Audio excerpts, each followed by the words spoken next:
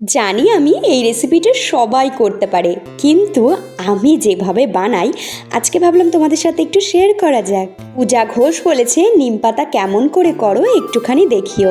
তো দেখো আমি কিন্তু আজকে নিম পাতা মানে নিম বেগুন করেছি, সেটাই তোমাদের সাথে শেয়ার করব।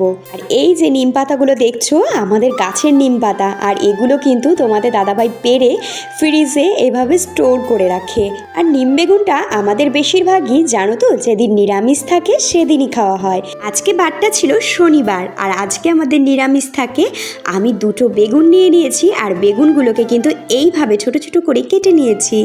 পাতাগুলো ধুয়ে আমি কিন্তু জল ঝরানোর জন্য রেখে দিয়েছিলাম। একটু শুকনো শুকনো হয়ে আসলে একটা শুকনো কড়াতে এইভাবে কিন্তু নিম পাতাটা ভেজে নেবে। নিম পাতাটা ভাজা হয়ে গেলে হাত দিয়ে কিন্তু একটু ভেঙে ভেঙে নেবে।